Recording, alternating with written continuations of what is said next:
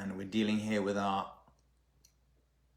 Zoom friends. Welcome Facebook Live and YouTube friends and followers, and our friends on Zoom as well. Okay, we got a great discussion today. And today we're talking all about the in-laws. Or as the old joke goes, the difference between in-laws and outlaws. Outlaws are wanted. That's an old joke. Let's talk seriously though about developing and navigating the relationships which pretty much everyone, if they're lucky, will have through their spouse, dealing with your spouse's parents, also known as your in-laws. Today, we're going to look at one big golden rule when it comes to dealing with your in-laws, because all of us, I'm going to assume, want to have a nice, calm, and tranquil relationship with our in-laws. That's the natural way. I have found through many years of counseling couples, working through this relationship, working through navigating the relationship of this new family who you never had before. And there you are, falling in love with this fantastic girl, with this amazing guy, and suddenly realize he or she is not coming alone into your marriage. They're bringing with them a lot of other people. They're bringing their parents, they're bringing their siblings, they're bringing their cousins, they're bringing a history, a culture, a family, a way of living. So you don't just, and I tell this to all the young couples who I'm dealing with and they're dating and engagement years, and of course once they're married as well, you don't just marry a boy or girl, you marry their entire family. And sometimes that can even mean marrying into a generational family experience. So we're going to try to figure out one big golden rule that I have discovered through my own personal counseling of young couples before and after marriage about trying to make the transition from a single person or a person with your own family into this whole reality of building a relationship and marriage with your spouse and their family as well. Before I get to the golden rule, which of course is going to be the main part of our discussion, I want to give you a little bit of context. I want to talk to you about an idea called, which I'm sure most of you have heard, zivug or beshert, or in English we call it a soulmate. And the idea when it comes to a soulmate is that everyone has one person, well, actually different opinions, some say maybe two or some say seven, people who we could eventually end up marrying and creating our families with. Actually, it's not just a person. The Gemara tells us, quite interestingly, that when it comes to a zivug, a beshert, a soulmate, it's not just a person. Actually, where you live is also considered to be part of your soulmate mission. That's also a shidduch. Not only that, what you do for a career is also a soulmate. That's going to be the way you make your living and how you spend most of your waking hours. Where you live and what you do is obviously going to make a big impact upon you and your ability to express yourself and your talents in your life. And then comes the third and final one, and that's going to be your spouse. The person you end up marrying, the person you end up creating your own Jewish family with, is also, of course, a beshert. That's your zivug. And there's an idea that this individual, whoever it is actually someone who came to you even before you were born. Before you were born, a voice comes out of heaven, says the Gemara, enigmatically, and says the child of this one is one day destined to marry the child of that one.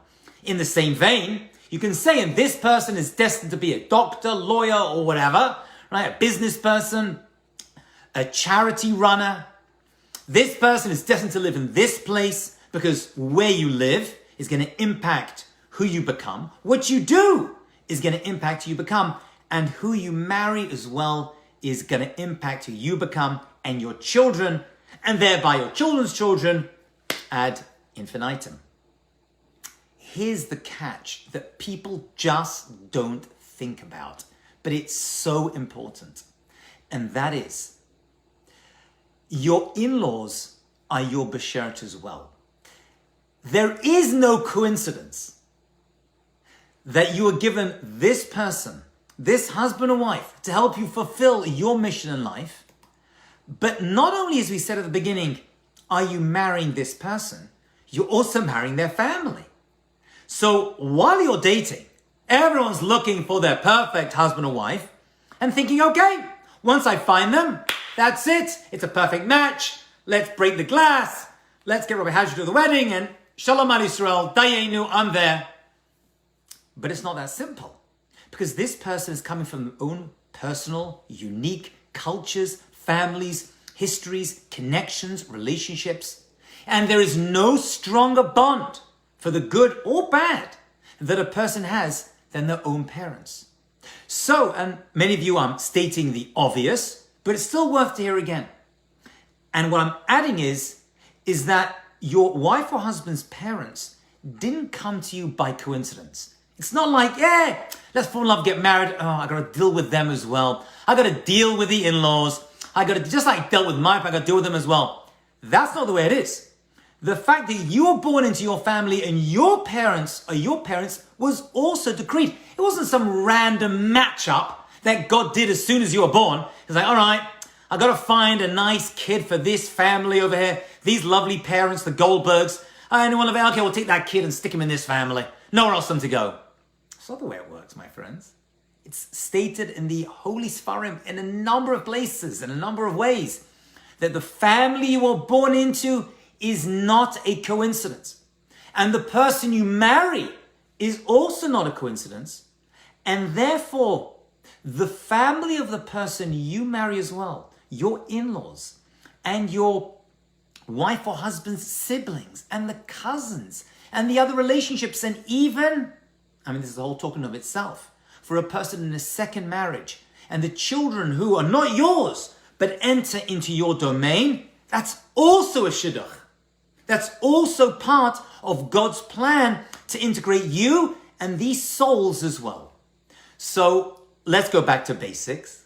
When you're dealing with a fantastic husband or wife and you're looking for your zivug, you're also dating this person to find out who your future mother and father are going to be. Research should be done into your future in-laws. And in my counseling practice, people seem to overlook this or think it's just like a side point. Like, she's fantastic, he's great, okay, his mother's nuts, but what are you going to do? I'm like, well, what are you going to do? I'm not saying that you shouldn't marry this person, but it's a red flag. Doesn't mean it's a deal breaker, but you better figure out exactly how you're going to deal and navigate with the challenges. Now, I know full well that my in-laws are watching the show today. So let me be very clear by saying I was blessed with the most wonderful in-laws ever. And of course, I have to say that because they're watching. I'm only kidding. They are wonderful, wonderful people. But even the best in-laws and the best parents, and I'm speaking from years of counseling again, they still can annoy us and irritate us. Who doesn't get frustrated with their parents sometimes? Even the best parents. And who doesn't get frustrated and irritated with their in-laws? Even the best in-laws. And who doesn't have a brother-in-law or a sister-in-law or a wife's uncle or aunt who is loving and wonderful, but sometimes they can just drive us nuts. And I'm ready in a marriage. And I want to be involved in this marriage because I love this guy, I love this girl, and I want to have shalom by it. But the parents keep getting involved. So you know what I'll do? I'll just push them out of the picture. We'll ignore them. We'll just cut off from that side of the family. Everything's going to be great. And the answer is, well, first of all, it's not that simple. And when it comes to in-laws, even if they're not physically present, they're always there, hovering over. Their presence is always being known because who you marry is a product of their parents. And then so are you. So you have no choice but to navigate and deal with the in-laws. And nowadays, you can move to another country. I don't know people who do that. They can't stand their parents' in-laws and they move somewhere else. But as I always say, wherever you go, there you are. They're coming with you. I don't mean physically coming with you, but they're involved in your life, whether it's phone calls, emails, or just their mental presence in your mind is always going to be part of your life. And for some people, that's fantastic news. And for some people, that's going to be a challenge. But it's a challenge for everyone, right? And remember, even your in-laws had in-laws of their own that they needed to help navigate. I will say on a serious note, although everything I'm telling you is serious, but a challenging one, and I have found more lately than ever before, which is why this topic was triggered in my mind to speak about, is in-laws who fight with each other over sometimes important things and sometimes trivial things. And rather than fighting with each other, using their respective son or daughter to take on their battles through them. Now, that also is going to be a talk in of itself, but it definitely touches upon what we're discussing today, as you'll see in a moment, because in the end, when you marry someone, your dedication is to them. You have to take care of your parents and you have to consider in-laws, but your main priority is to keep shalom in your bayit. Actually, it's a rather unusual law. We all know of the law, you have to honor your mother and father, right? It even made it into the top 10 commandments. Number 5 is kabed et avicha v'et imecha. However, it's a very unusual law because once a person gets married, the amount of honor you give to your parents should never decrease, but the attention moves from them to your spouse and your children. I mean, when you're single and your parents say, could you come and, bring me some milk and hang out and join us for dinner? Then absolutely. But sometimes, my friends, you need to be available for your wife and kids. I'm doing homework with the kids and I promised my wife I'd take her out somewhere and my husband needs me this evening, so I can't. And so there's this added equal pressure of a transition, which many people find extremely difficult to navigate. And I deal with this on a regular basis of people who are trying to keep an attachment with their parents, but their spouse is vying for their attention as well. And that can lead to quite a lot of conflict in the family as well. Okay, so let's sum up and then we're going to get to the golden rule that I want to share with you as well. So we said that when it comes to finding your spouse, you're not just marrying them, you're marrying their family. And while you date, research should be done into your spouse's family. And if a spouse of yours or someone you're dating or engaged to or even married to is still angry with their parents, that could be a problem. We could all be frustrated with our parents and we could all be irritated sometimes. That happens to all of us, even the best parents and the best in-laws. But in the end, you've got to be at peace. You've got to be at peace. You're like, you know what? That's just the way they are. It's a post-Holocaust generation. They went through challenges in life and business. When you marry someone, you're marrying a lot of stuff that came before. I mean, even speaking personally, I come from a family that is Sephardi. We were not affected directly, obviously, by the Holocaust. My wife's family was. And that means that although I wasn't, suddenly you enter into a family where the Shoah, the Holocaust, is a big area of discussion and impacts the family in a very big way. And different families relate to the Holocaust. Some people don't speak about it. Some people get involved. They become hoarders. Their whole life, the whole outlook is based upon post-Holocaust. I didn't grow up with that. So even that thing, which is nothing they planned on, obviously, becomes part of your life as well. Building that relationship. Yeah? Funny, I mean, I didn't go through a Holocaust, and I'm not related to a Holocaust family, but my kids' great-grandparents did. So it's an unusual thing that suddenly my life is transposed, and that came through marriage. So events from the past and character traits. I'll share with you one other part of this that is comical, but still true. Also, the character traits come from that you experience in your spouse come from their upbringing and their families. I actually put the story in my book on dating and marriage, since this is our topic. When I first got married to my wife, and I told the story many times, we were renting an apartment. I was still sitting in yeshiva. I was doing my smicha, my rabbinical degree, and another degree at the same time. And I came home, and it was a long day, and I was tired, and I saw my wife, and we were just married, first or second week, and my wife was on a phone with her sister, which, women don't speak a lot to their sisters, thank God. And I walked into the room, my wife says, "What are you doing?" And I said, I want you to my room. And she was like, but you're wearing your shoes. I was like, yeah. She's like, you can't walk into the bedroom with your shoes on. I'm like, why not? And she's still talking on the phone and she's like, waving me out of the room. Get out, you got your shoes on. I'm like, what's the big deal? I'm wearing my shoes in my house. And we're about to get into a big fight. And she hung up the phone. And I said, by the way, when you grew up, did you wear shoes around the house? And she had to think about it for a moment, my wife. And she was like, no. Actually, we never wore shoes around the house at all. We always took our shoes off as we entered the door and walked around in socks or slippers, right? And to this day, I go to my in-laws' house. They should live and be well. And the shoes are by the door, right? There's a whole row of them. It's like a mosque with a row of shoes as you walk in to the home. And in my house, everyone's just walking around with their shoes on. It's a learned behavior. And we were able, at that point, thank God, to avert an argument and saying, well, this way of living, even something as small as walking around your house with or without shoes, is a learned behavior. And that's just one example. So many characteristics, the way we deal with money, the way we deal with problems and challenges, the way we deal with stress. Most of these things, whether genetically from our parents or through osmosis, right, through evolving in our families, the way they deal with it, we're bringing that into a marriage as well.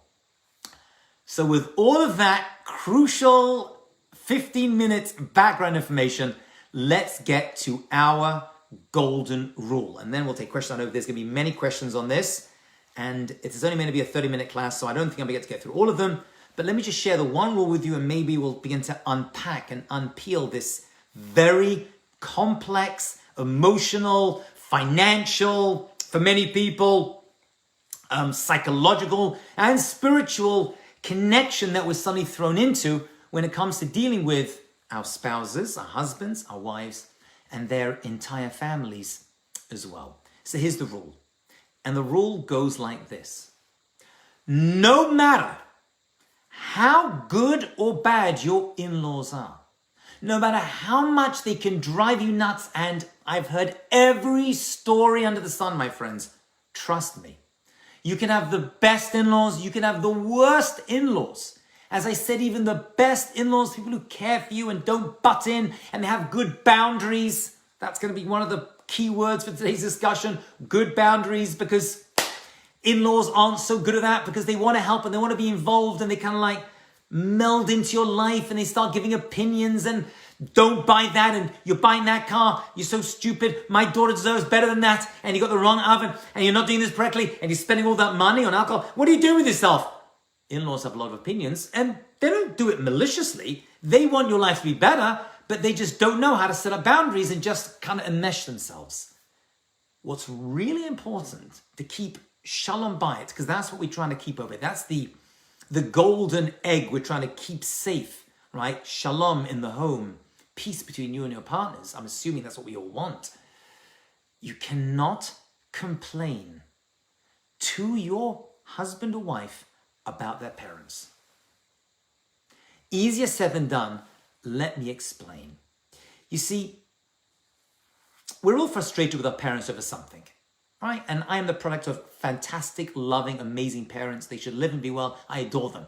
But even the best parents drive us a little crazy, okay? Even when we are in our 20s, 30s, 40s, or whatever. That's just the way it is. And even our parents, we're driven crazy by their parents. And that's okay. We still have to honor them and we still have to fear them. And God willing, we have to love them as well. And most people, thank God, do love and appreciate their parents. It's okay sometimes for you to complain to your spouse about your parents. My parents are driving me crazy. They're driving me nuts. They want me to do this. They want me to go there for Rosh Hashanah. We have to go there for Pesach. And I have to go and do this errand. And why are they wasting their time? And why are they buying this? And why do they have to spend money? And whatever it is, it's okay for you to complain about your parents. It's natural. What you cannot and what you should not do, and what is the golden rule, is you complain to your partner, to your husband and wife, about their parents. They don't like that. That can cause a massive rift. What you're actually doing, and I've seen this so many times, is you're fighting, whether you realize it or not, with your in-laws, and your spouse is the in-betweener being pulled from both ways. Because when you fight with your in-laws, which is going to happen at some point, what's connecting you, the pivot that gets you to them, is your spouse. So don't complain to your husband or wife about their parents, even though they can. And even when they do, and they say, my parents drive me crazy, what you should not say is, you're right, they're driving me crazy too. I can't stand your parents. They drive me nuts. Why do they get... That's what you want to do. What you have to do is, I hear, they're your parents. You have to love them. You have to honor them. It's not easy. Inside you're saying, oh, you're absolutely right. Your parents driving me nuts so. I can't... But you can't do that. They can because it's their parents. That's stuff they have to deal with. And they've been dealing with that longer than you have known them. By definition, they've been your spouse's parents longer than you've been married to your spouse. That's just the way things work. And even that is not a coincidence. So you cannot complain. But I want to vent. I want to say something. Here is the rule that is connected to our golden rule. And people don't realize this. And I deal with people in their first and second year of marriage especially don't fully understand what I'm about to tell you, but it's so important. It can change your life. Your husband and your wife are not your therapists. You don't have to dump every problem, every challenge, every insecurity, and definitely not problems that you have with your in-laws on your spouse, particularly your in-laws, because that's their mother and father. And no matter how much they complain about their parents, it's still their parents and they still love them. Even the worst in-laws, by the way, are still loved by their own children. Never as much as a daughter and son-in-law. That's just the way it is. It's a fact. It may be unpleasant, maybe a bitter pill to swallow, but you're never going to... And your in-laws may love you and adore you, but you're still never fully their child. And actually, when it comes to Kibbud Av V'em, you are honored to honor your parents. You must honor your parents. And actually, you have to honor your in-laws as well. That is part of the mitzvah of Kibbud Av V'em. But not as much as your own parents. And your in-laws are going to love you because you're the best son-in-law and the best daughter-in-law ever. And they're going to tell you that.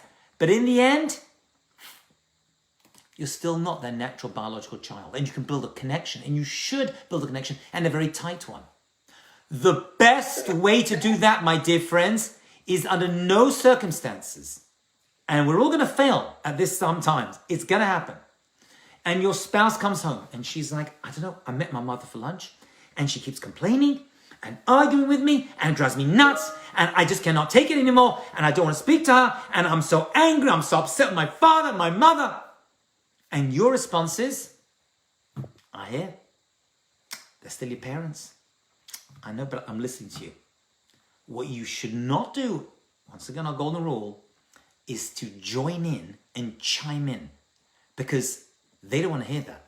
They want to vent about their parents. That doesn't give you free license to throw your stuff on them. And it works the other way as well.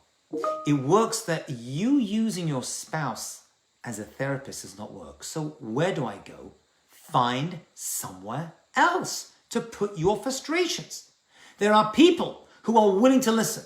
There are people who you can pay, which I highly, highly recommend, to listen to your frustrations, to give you a perspective, to show you that, yeah, that's the way they are. They're just not so. I don't know what to tell you. It's frustrating because you are not going to be able to change your in-laws. Whatever they are when you marry your spouse is exactly what they're going to be after 1 year, 5 years, 10 years, 20 years. You can't change your spouse. People can change, but you can't change them.